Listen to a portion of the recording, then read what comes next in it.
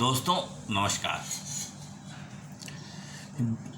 विश्व में जब भी कोई पेंडेमिक डिसीज आई है तो उसके लिए लीगल प्रोविजंस भी रहे हैं।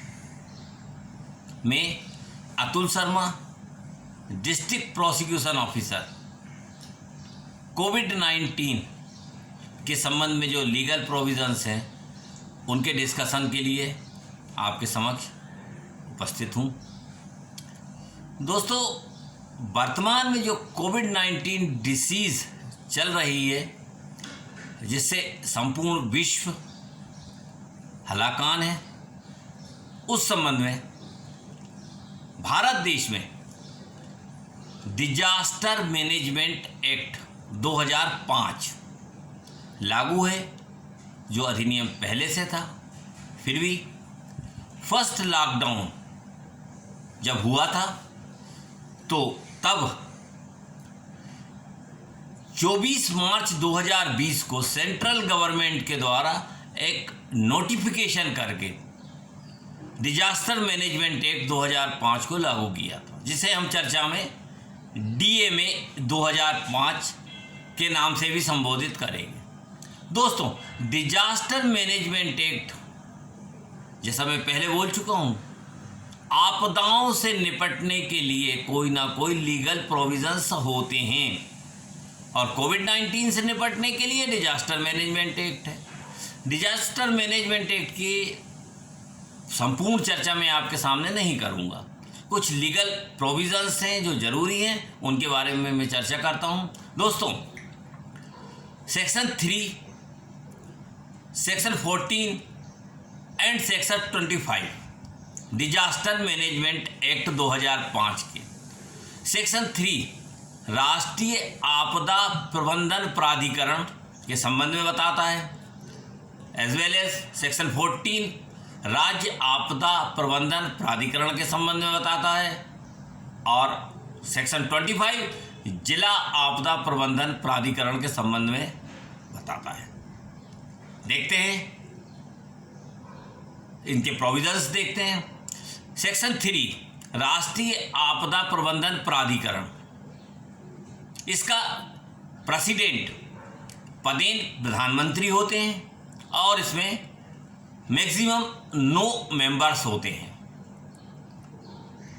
इसके अलावा सेक्शन 14 में राज्य आपदा प्रबंधन प्राधिकरण, जिसके प्रेसिडेंट माननीय मुख्यमंत्री, राज्य के मुख्यमंत्री होते हैं और इसमें मैक्सिमम 9 मेंबर्स होते हैं। इसके अतिरिक्त सेक्शन 25 जैसा बताया था, जिला आपदा प्रबंधन प्राधिकरण, इसमें जो प्रेसिडेंट के रूप में होते हैं वो तो जिले का कलेक्टर या वहाँ पर उपायुक्त हैं, तो उपायुक्त वहाँ के प्रेसिडेंट होते हैं और इसमें 7 मेंबर्स रखे जाते हैं।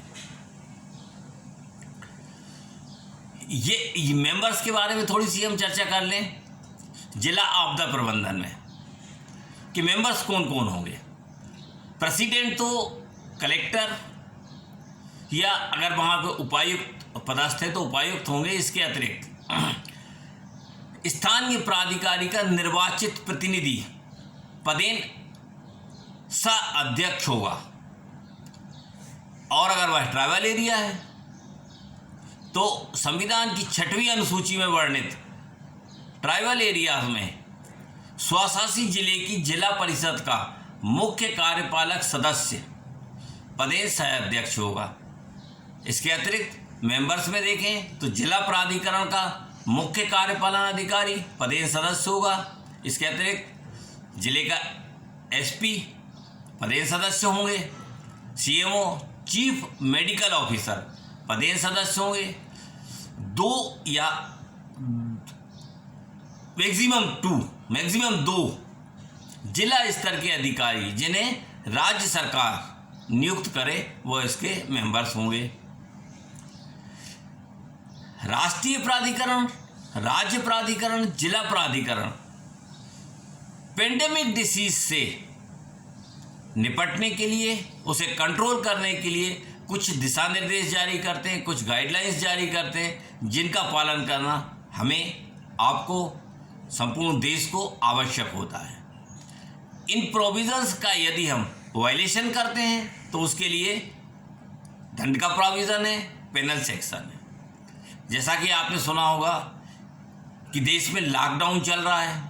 अब लॉकडाउन का यदि हम वायलेशन करते हैं, सरकार ने हमें छूट दी है कि यदि आवश्यक कार्य है तो आप आवश्यक कार्य के लिए जा सकते हैं।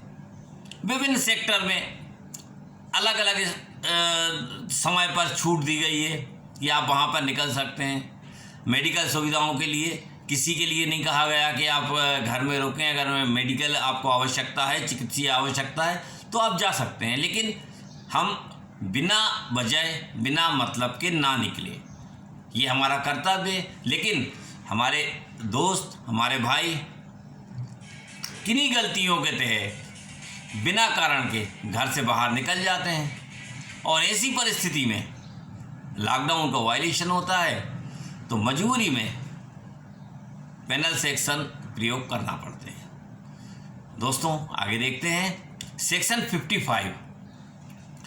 यदि कोई बिना रीजनेबल कॉज के सेंट्रल गवर्नमेंट, स्टेट गवर्नमेंट या कोई ऑफिसर्स जो इसके लिए अधिकृत किया गया है, अथोराइज किया गया है, या राष्ट्रीय प्राधिकरण, राज्य प्राधिकरण या जिला प्राधिकरण, या इनके द्वारा कोई प्राधिकृत अगर व्यक्ति है, उसने कोई दिशा निर्देश जारी किए हैं, कोई गाइडलाइंस जारी किए हैं और यदि उसका वायलेशन कोई नागरिक करता है तो वह 1 साल का कारावास या जुर्माने से दंडित होगा।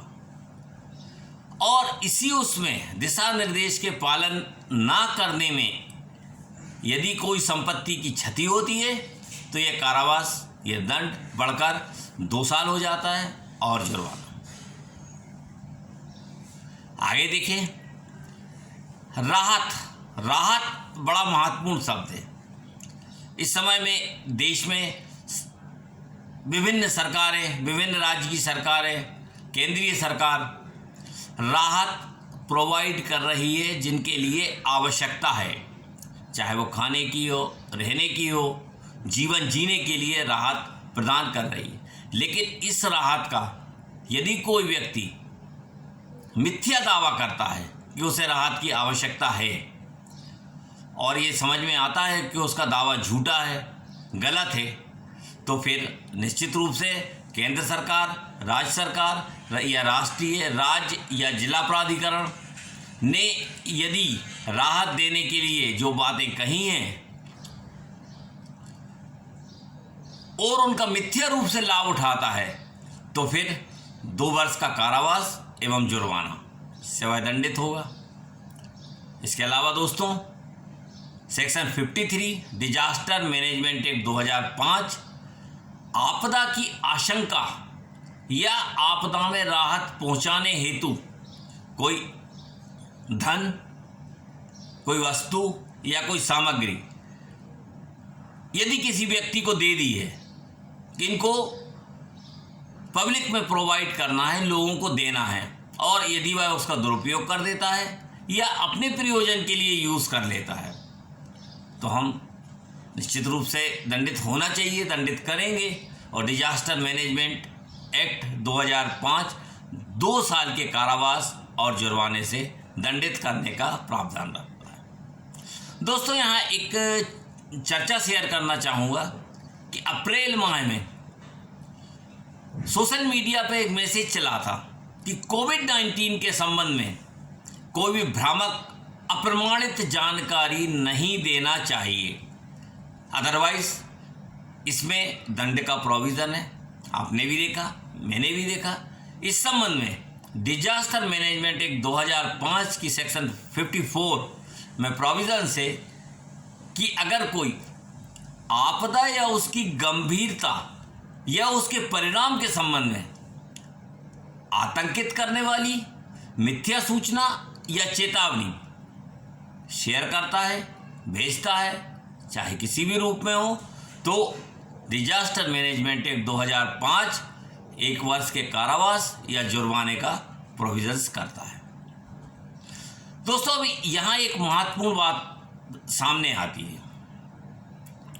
जो लॉ के स्टूडेंट हैं उन्हें समझ में आएगा कि कॉग्निजेंस कैसे लेगी कोर्ट, क्योंकि अगर लॉकडाउन के वायलेशन पर सेक्शन 188 आईपीसी या डिजास्टर मैनेजमेंट की सेक्शन 51 में एक सेक्शन 195 सबसेक्शन 1A का शेल्टर लगा हुआ है।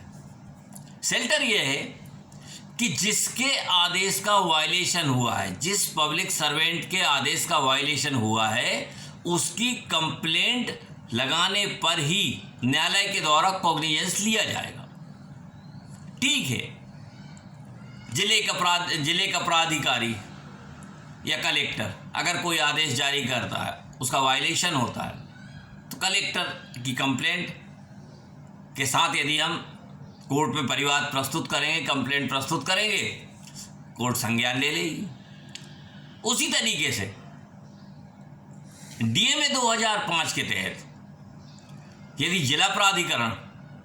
जिला आपदा प्रबंधन प्राधिकरण के द्वारा कोई गाइडलाइंस जारी की हैं और ये वायलेशन किसी के द्वारा किया जाता है, तो हम जिला प्राधिकारी की परिवाद लेकर, अनुमति लेकर कोर्ट में कंप्लेंट प्रस्तुत कर सकते हैं। दोस्तों, यहाँ मैं आपसे एक टेक्निकल इशू के बारे में चर्चा करना चाहता हूँ। वह टेक्निकल इशू ये है कि आप ये माने कि कोई दिशा निर्देश, कोई गाइडलाइंस राष्ट्रीय आपदा प्रबंधन प्राधिकरण या राज्य आपदा प्रबंधन प्राधिकरण के द्वारा जारी की गई है, तो फिर उनकी कंप्लेंट लेने में निश्चित रूप से एक परेशानी आएगी, क्योंकि राष्ट्रीय आपदा प्रबंधन प्राधिकरण में माननीय प्रधानमंत्री उसके प्रेसिडेंट होते हैं और 9 मेंबर्स जो उनके सजेशन पे नॉमिनेट होते हैं, एज वेल एज जो राज्य आपदा प्रबंधन प्राधिकरण है उसमें माननीय मुख्यमंत्री पदेन अध्यक्ष होते हैं और उनके द्वारा नॉमिनेट सदस्य होते हैं। तो इनकी परमिशन, इनकी कंप्लेंट लेना थोड़ा सा लॉकडाउन की स्थिति में कठिन हो जाता।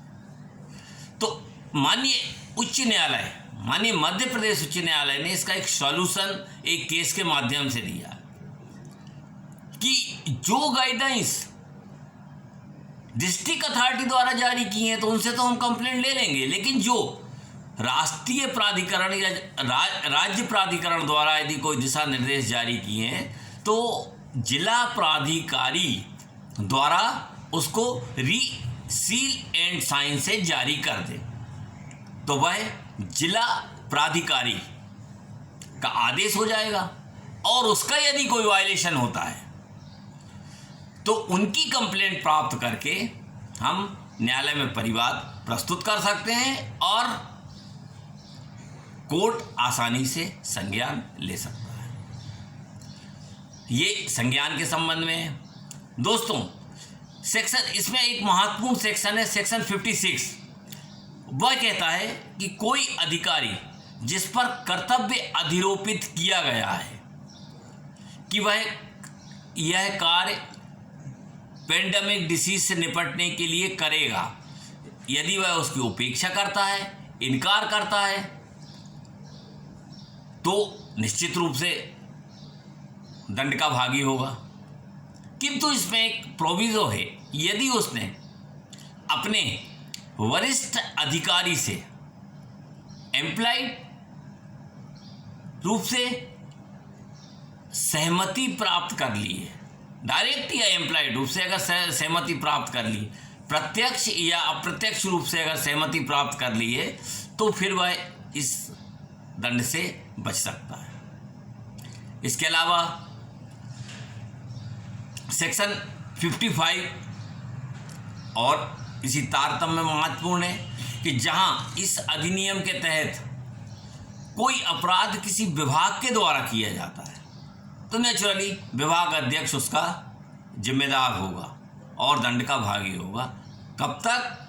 जब तक वह यह साबित नहीं कर देता कि जो उसके विभाग से जो अपराध हुआ है, वायलेशन हुआ है, गाइडलाइंस का उल्लंघन किया गया है, वह उसकी जानकारी के अभाव में किया गया है या उसने उसको रोकने का पूरा प्रयास किया था लेकिन विभाग का व्यक्ति नहीं माना, तो विभाग प्रमुख इसके लिए लायबल नहीं होगा, पर्टिकुलर वह व्यक्ति ही लायबल होगा।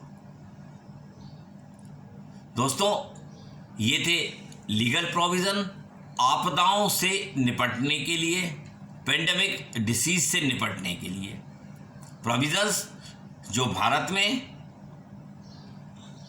24 मार्च 2020 को सेंट्रल गवर्नमेंट के नोटिफिकेशन से जारी किए गए हैं। आपदा प्रबंधन अधिनियम को लागू किया गया है, यह प्रोविज़न है उसके। तो दोस्तों, मैं अपील करता हूं आपसे, निवेदन करता हूं, प्रार्थना करता हूं कि सोशल मीडिया पर ऐसे कोई भी मैसेज जो अप्रमाणिक हों, जिसके बारे में आपके पास कोई प्रमाण ना हो, उन्हें शेयर ना करें। देश की मदद करें, कानून के प्रोविजंस का पालन करें, डिजास्टर मैनेजमेंट एक्ट के जो प्रोविजंस हैं उनका पालन करें। खुश रहें, प्रसन्न रहें और मैं उम्मीद करता हूं कि हम कोविड-19 डिसीज से जल्दी मुक्ति पा लेंगे और जो अधिनियम बनाया है उसके दिशा निर्देशों का हम पालन करते रहें। दोस्तों, फिर मैं कहूँगा, मेरे चैनल को सब्सक्राइब करें, लाइक करें और बहुत आवश्यक चीज़ है आपके कमेंट्स बॉक्स में मेरे को ज़रूर सूचित करें मेरी चर्चा आपको कैसी लग रही। यदि मेरी चर्चा में कोई कमी है तो वो मेरे लिए प्रशंसनीय होगी, मैं उसका स्वागत करता हूँ ताकि मैं अपनी बुद्धि, अपने ज्ञान को और सुधार सकूँ। दोस्तों, नमस्कार, फिर मिलता हूँ।